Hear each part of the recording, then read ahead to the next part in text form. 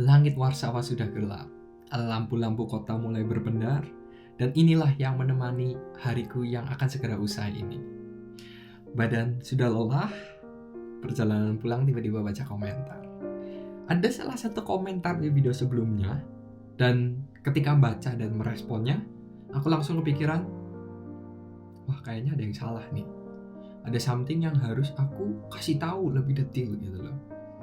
Bahwa kita bacain dulu deh komentarnya. Kalau kerja 21 sampai 22 hari itu berarti kerja full, bukan kerja part time. Kalau student, bukannya ada batas maksimal jam kerja per minggu. Kalau digas terus sampai lebih dari 20 hari, ya bukan salah situasinya kalau sampai nggak punya waktu. Lah kan emang objektifnya student ya belajar. Anggap aja kerja 10 jam per hari. Berarti 16 hari aja udah 160 dan mestinya udah cukup. Apalagi red student beda. Jadi ada atau nggak ada waktu itu pilihan masing-masing. Di satu sisi benar, omongannya nggak salah, benar. Kalau dibilang part time ya udah nggak bisa, ini dihitungnya full time. Dibilang pilihan masing-masing, ya memang pilihan masing-masing. Aku nggak nyuruh kalian kok, semua yang mau kuliah ke luar negeri kalian harus kerja 300 jam. Nggak ada tuh kayaknya, aku nggak pernah ngomong harus kerja 300 jam gitu loh. Pilihan masing-masing, betul pilihan masing-masing. Cuma kok aku merasa terkesan disalahkan gitu loh. Kayak aku terkesan itu meminta belas kasihan. Aduh aku kerja capek sekali ini 300 jam buat bayar uang kuliah. Aku nggak ngemis-ngemis loh. Aku cuma sharing di video ini. Siapa tahu di antara kalian ada yang mau. Bahwa maksudnya gini loh. Kalau ada yang terpikir, aku mau kerja seperti ini, planningku begini. Aku cuma ngasih salah satu case, aku sebagai case-nya, bahwa it's possible gitu loh. Jadi, kalau kalian punya kepikiran apa, katakanlah, oh iya kerja di luar negeri, kayaknya enak ya. Oh, ini realita kerjanya. Oh, kayaknya studi di luar negeri enak ya. Jadwalnya juga nyantai. Kalau aku nyantai, tapi di sana mau ngapain ya? Nah ini, bisa. Di luar dari kelas, di luar dari jam sekolah, kalian bisa kerja. Kerja mau seberapa keras lah itu masing-masing. Ini di sini dia mention kerja 10 jam per hari. Buat aku, apa? Aku kerja itu setiap hari itu at least 12 jam setiap hari. Dan kita itu nggak ada sistem shift-shiftan. Jadi bener-bener kita datang, buka resto, preparation semua, buka, masak, sampai tutup, bersih-bersih, pulang. Itu minimal 12 jam. Kalau kayak contoh besok Sabtu ini aku ada reservation untuk 30 orang. Kita datang sejam lebih awal. Berarti itu udah 13 jam.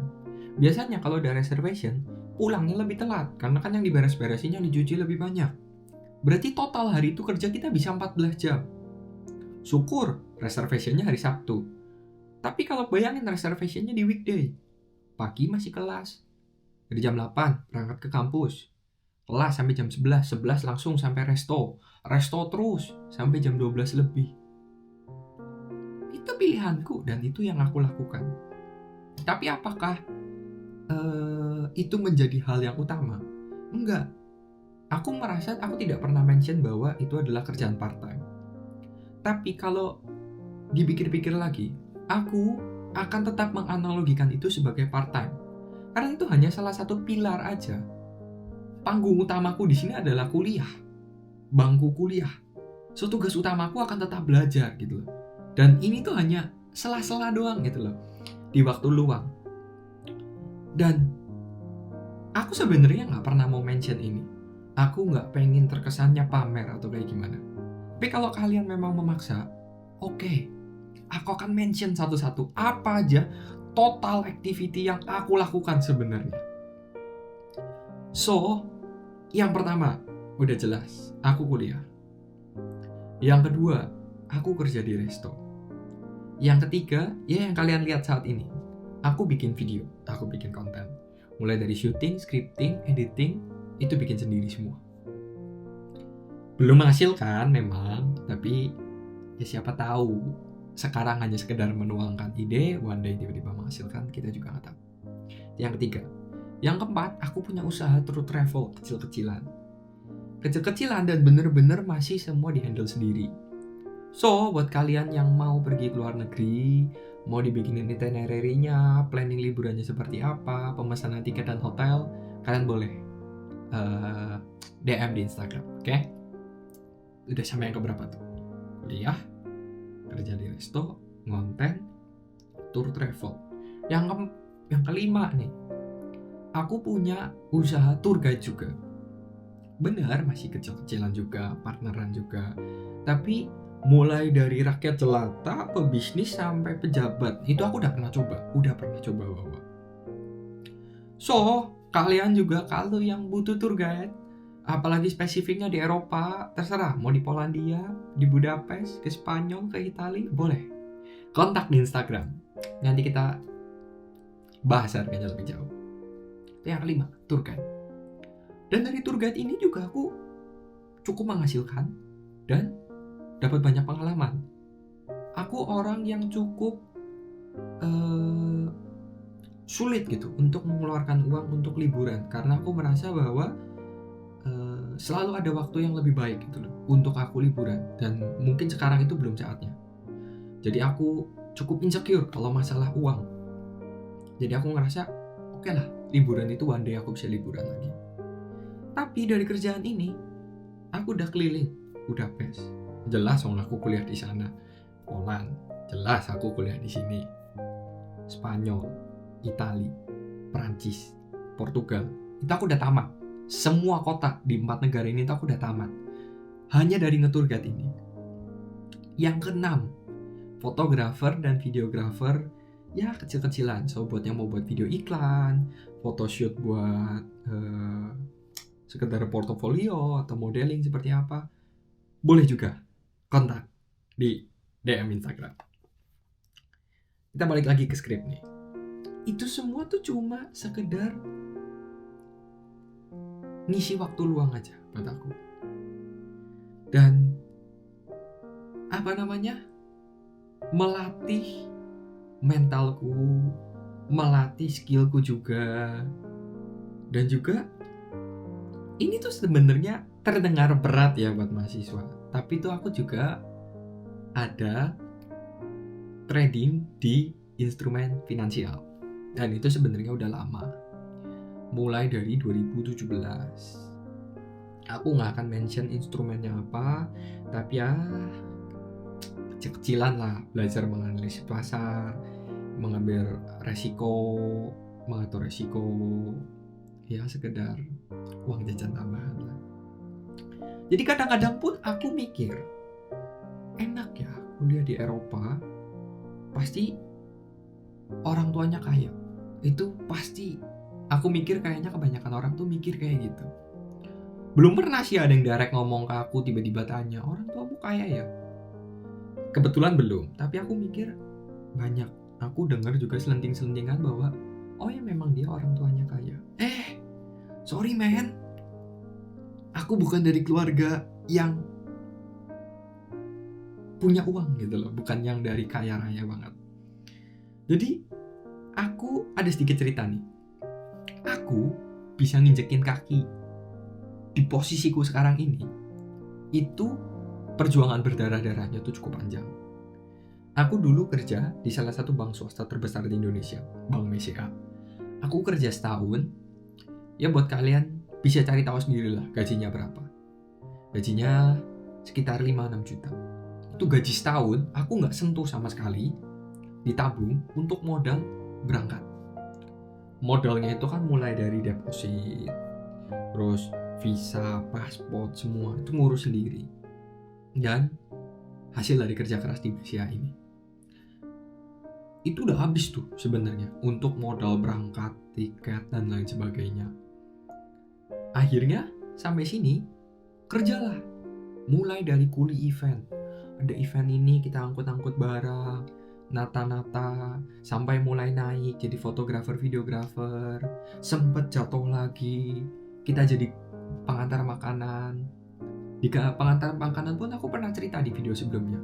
Ngantar makanan di peaknya musim dingin, di winter, nganter makanan setiap hari at least 10 jam.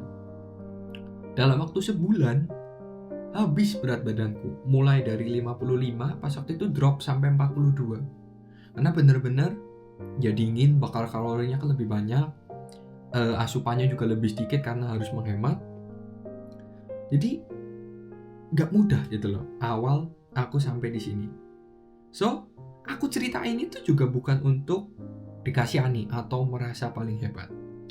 Aku tuh cuma pengen meluruskan perspektif dimana nggak ada yang nyuruh kalian untuk melakukan sama seperti yang aku lakukan di sini. Dan aku juga nggak bilang apa yang aku lakukan ini adalah cara yang terbaik. Aku nggak pernah mention. Setiap cara itu bagus, tergantung orangnya, tergantung kondisinya.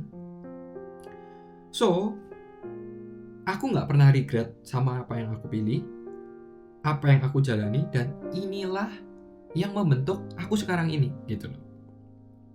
Dengan semua kesibukan ini, jangan ditanya lagi soal waktu luang, ya. Itu tuh udah kayak mitos Whitley punya waktu luang. Kadang tuh untuk sekedar menarik napas panjang pun rasanya itu udah suatu hal yang mewah banget buat aku. Tapi seperti yang aku bilang sebelumnya, semuanya adalah pilihan. Aku sadar betul konsekuensinya yang aku terima dari pilihan yang aku pilih ini. Ya, capek kuadrat. Udah pasti capeknya double-double. Waktu buat bersosialisasi apalagi nggak ada. Jadi nggak bisa tuh nongkrong sama temen ke kafe, kita ke klub malam, nggak bisa tuh. Nongkrong atau sekedar cari cewek aja tuh nggak bisa gitu. Nggak ada waktu, nggak ada tenaga juga, nggak ada mood juga. Tapi di balik itu semua, ada rasa pencapaian dan kemandirian yang kurasakan. Dan itu rasanya tuh oke banget gitu. So, kenapa aku melakukan semua ini? Ya tentu ada faktor finansialnya memang. Hidup di negeri orang, biaya kuliah, tanggung jawab di rumah, semuanya tuh butuh dana.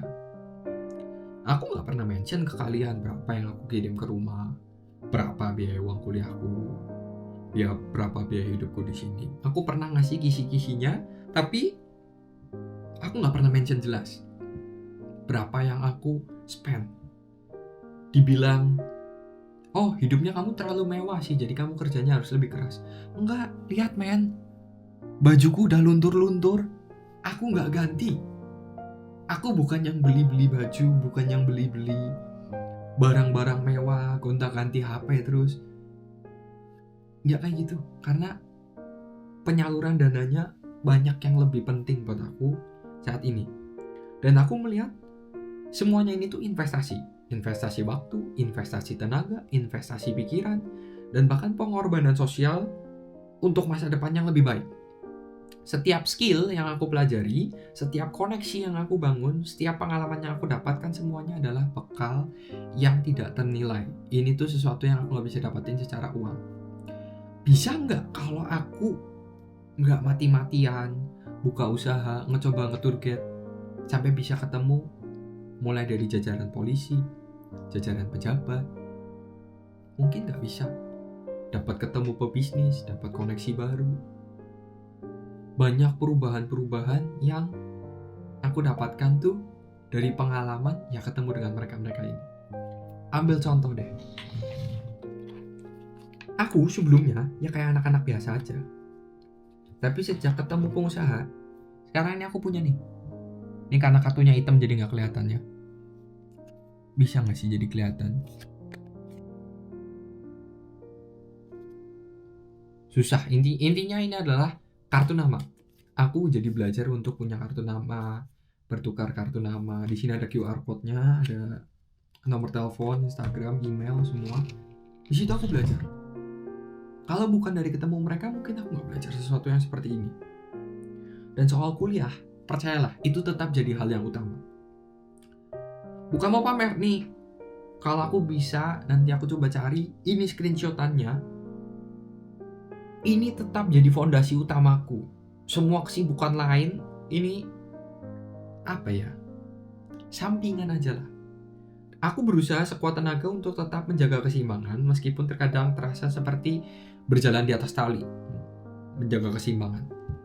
Dan bisa kalian lihat, nih kalau aku berhasil naro screenshotannya, nilaiku tuh gak bagus-bagus banget, gak jelek-jelek banget. Aku bukan yang paling pintar, tapi ya bisa kalian lihat, aku dapat nilai IPK aku sekarang 5,17 dari 6. Kalau dikonversi ke skala Indonesia, IPK 4, IPK aku tuh 3,5. Jadi ya nggak bego-bego amat lah. Dengan berbagai pilar penghasilan dan pengalaman ini, rencana masa depanku tuh jadi terasa lebih luas dan fleksibel. Apakah aku mau stay di resto? Apakah aku mau kerja ke company? Kerja ke company pun either di Poland, either di negara lain, either di US, Australia, kita nggak tahu. Tapi dengan saving yang aku siapkan, aku siap dengan apapun itu. S2, oke, siap. Ada tawaran beasiswa kemana? Oke, siap. Dan semua opportunity itu akan aku kejar gitu. Karena aku tipe orang yang punya mimpi dan ambisi yang besar. Dan satu hal lagi, satu hal yang makes me different adalah pola pikirku di mana, let's say, ketika kamu merencanakan sesuatu, let's say, kamu mau WHV. Kamu berencananya hanya sekedar, oke, aku mau WHV, so apa yang aku harus lakukan untuk menjalankan WHV? Kalau aku, ketika mau planning sesuatu, let's say aku mau WHV, aku bukan mikir WHV-nya. I always put in my mind, pretend bahwa aku tuh udah pasti keterima WHV. Jadi yang dipikir adalah, what's next? Apa yang ada di depannya? Kita ambil contoh yang lebih dekat aja deh. Aku kuliah 1. Ini lulus kan udah di depan mata, udah pasti, udah jelas. Aku mau ngambil S2. Ya aku pretend aku udah pasti S2, sudah pasti menjalaninya, sudah pasti lulusnya.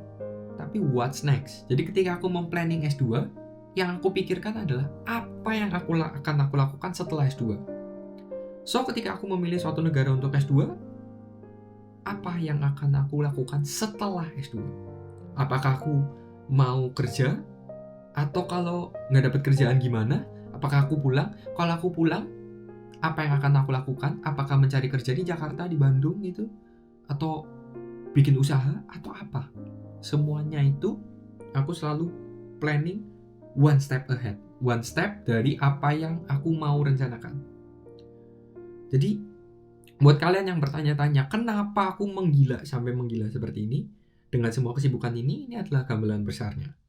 Ini bukan sekedar bertahan hidup, tapi juga meraih sebanyak mungkin peluang dan mempersiapkan diri untuk masa depan yang aku impikan. Terima kasih buat kalian yang udah mendengarkan curhat malam ini. Malam yang semakin panjang. Setiap pilihan punya alasan. Temukan mengapa dibalik apa yang kamu lakukan. So, sampai situ aja video kali ini. Ini agak sedikit panjang. Terima kasih sekali lagi buat yang udah nonton sampai detik ini. So, kalian yang penasaran, suka dengan video seperti ini, atau punya pertanyaan, coba tulis di kolom komentar, subscribe biar bisa nonton video-video selanjutnya. Oke, sampai jumpa di video selanjutnya. Ciao.